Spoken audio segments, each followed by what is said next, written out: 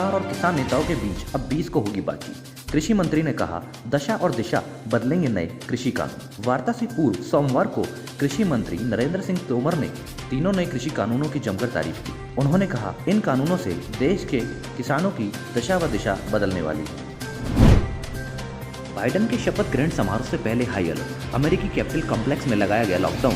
America के नवनिर्वाचित राष्ट्रपति जो बाइडेन और नवनिर्वाचित उपराष्ट्रपति कमला हैरिस बुधवार को शपथ लेंगे। इस शपथ ग्रहण समारोह में ट्रंप समर्थकों की ओर से उपद्रव की आशंका को देखते हुए वाशिंगटन डीसी को छावनी में तब्दील कर दिया गया है। समाचार एजेंसी रॉयटर की रिपोर्ट के मुताबिक अमेरिकी कैपिटल कॉम्प्लेक्स में लॉकडाउन लगा दिया गया है।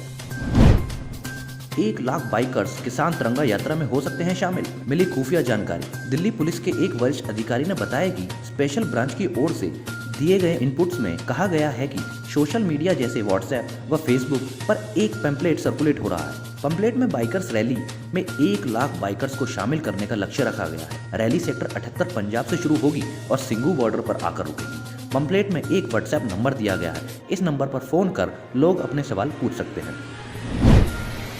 डीजल के दामों में आज फिर लगी आग। सरकारी तेल कंपनियों की ओर से पेट्रोल और डीजल की कीमतों में आज फिर दूसरे दिन बढ़ोतरी हुई है। आज डीजल की कीमत में 24 से लेकर 25 पैसे तक की बढ़ोतरी हुई है, तो वहीं पेट्रोल की भी 22 से लेकर 25 पैसे तक की कीमत बढ़ी है।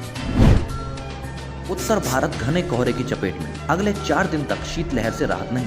मौसम विभाग के एक अधिकारी ने बताया कि दिल्ली एनसीआर में पूर्व दिशा की ओर चल रही हवा पश्चिमी हिमालय की तरफ से आने वाली हवाओं की तरह ठंडी नहीं है, इसलिए अगले 2 दिन में न्यूनतम तापमान तो बढ़ेगा, लेकिन अधिकतम तापमान सामान्य से कम ही रहेगा। लिहाजा 22 जनवरी तक ठंड का कहर जारी रहेगा। अगले 2 दिन तक उत्तर प्रदेश के कई हिस्सों में घना कोहरा छाया रहेगा। गुजरात के सूरत में बड़ा हादसा हुआ है। कोसांबा में ट्रक ने 13 लोगों को कुचल दिया। हादसा बीती रात की मांडवी रोड पर बालोडगाम के पास हुआ। फुटपाथ पर सो रहे परिवार पर ट्रक चढ़ गया। 12 लोगों की तो मौके पर ही मौत हो गई, जबकि 8 लोगों को अस्पताल ले जाया गया। इलाज के दौरान एक और घायल ने दम तोड़ दिया। पुलिस ने ट्रक ड्राइवर और क्लीनर को किया गिरफ्तार। दुनिया के सबसे बड़े वैक्सीनेशन प्रोग्राम के 3 दिन पूरे हो चुके हैं। इसके तहत देश में कुल 3.81 लाख लोगों को कोरोना का टीका लगाया गया है। हेल्थ मिनिस्ट्री के मुताबिक सोमवार शाम 5 बजे तक 25 राज्यों और केंद्र शासित प्रदेशों में 1,48,266 लोगों को वैक्सीन लगाई गई। 3 दिनों में वैक्सीनेशन के बाद साइड इफेक्ट के 580 मामलों की रिपोर्ट आई है। साइड इफेक्ट के बाद सिर्फ 7 को अस्पताल में भर्ती करना पड़ा। इनमें 3 दिल्ली, 2 कर्नाटका और उत्तराखंड छत्तीसगढ़ में एक मामला शामिल है। चीन के गांव बसा लेने की खबरें सामने आ रही हैं। सरकार बोली, हमारी नजरें बनी हुई हैं। अरुणाचल प्रदेश में चीन के कब्जे की खबरें आ रही हैं। एक मीडिया रिपोर्ट में दावा किया गया है कि चीन ने भारत की सीमा के 4.5 किलोमीटर अंदर एक गांव बसा लिया है। इसमें 100 से ज्यादा घर बने हुए हैं। यह गांव सुनबसिरी जिले के सारीचू नदी के किनारे बसाया गया है। यह पिछले 15 दिनों से यहाँ पर काम चल रहा था। यह लाइन ऑफ एक्चुअल कंट्रोल के पास का एरिया है।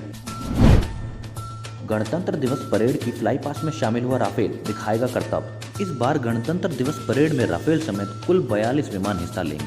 इनमें 15 लड़ाकू विमान, 5 ट्रांसपोर्ट और 17 हेलीकॉप्टर शामिल किए गए हैं। वायुसेना में हाल में शामिल हुए राफेल को पहली बार फ्लाई पास्ट में शामिल किया गया है। दरअसल फ्लाई पास्ट का समापन इस विमान के वर्टिकल चार्ली फॉर्मेशन में उड़ान भरने से होगा। वर्टिकल चार्ली फॉर्मेशन में विमान कम ऊंचाई पर उड़ान भरता है, सीधे ऊपर जाता है और उसके बाद कलाबाजी खाते हुए एक ऊंचाई पर स्थिर हो जाता है।